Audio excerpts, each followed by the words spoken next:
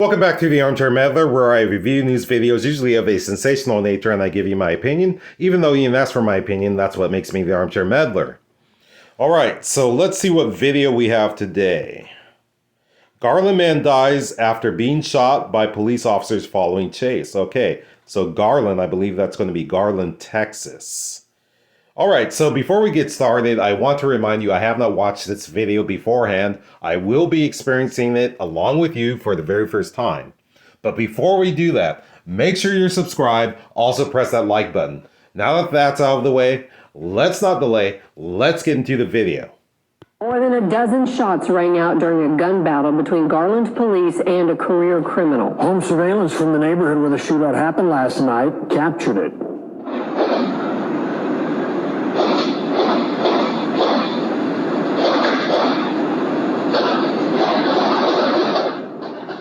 32-year-old Adrian Castillo has a lengthy criminal record, and he was recently out on bond for an indecency with a child charge. Garland police say he drove out on bail for indecency with a child charge. That's just really disgusting. I don't even want to know what that was, the charge with the child. All right, let's continue.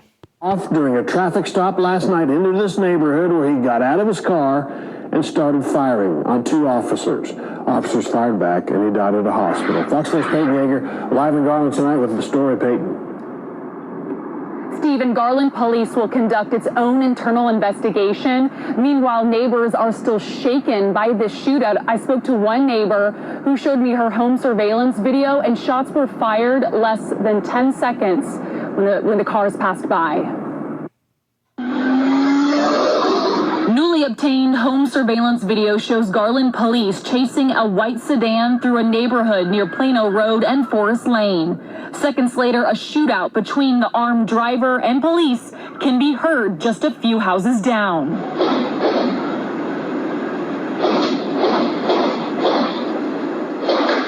Garland PD says officers shot 32-year-old Adrian Castillo after he fired at police multiple times around 5:30 p.m. Monday evening.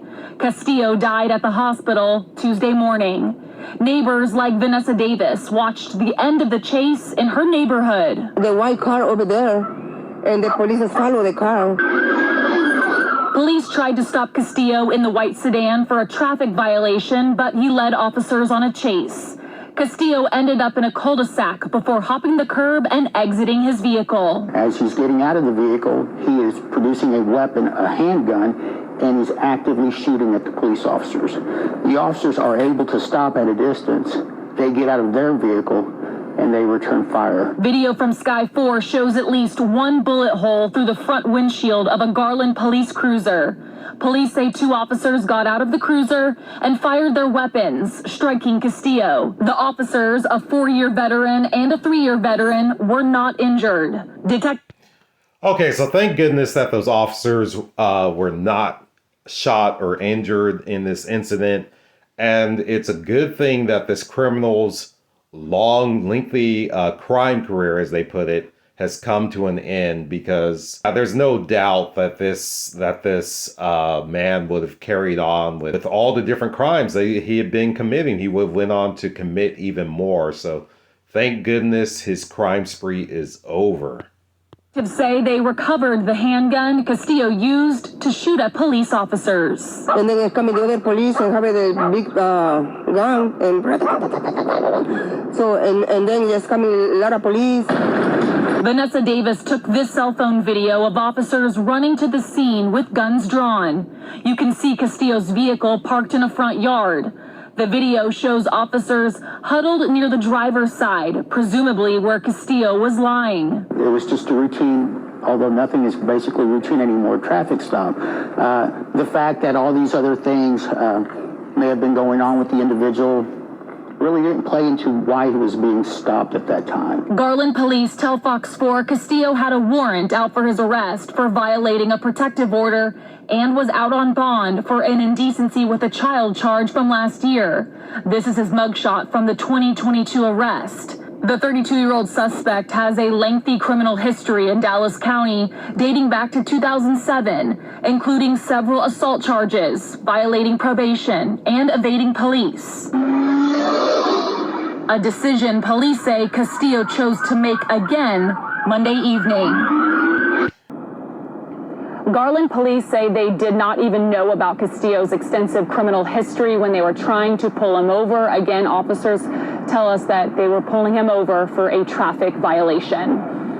Wow, so that was interesting what this reporter just said, that the officers did not know about his lengthy criminal record. So I wonder when they ran the plates who that vehicle was registered to. It must not have been registered to him, because I would think that all that information about him would pop up, or at least the warrant would. But wow, scary situation definitely for those officers. But thank goodness this person is no longer on the street to terrorize anyone. But I just believe that he should have been spending more time in prison, you know, just assaulting multiple people, and the child, indecency with the child. And why was he allowed out on bail? That should have never happened. That should have never happened. But anyhow, now we don't have to worry about him anymore, because he chose his path in life, and this is how it ended.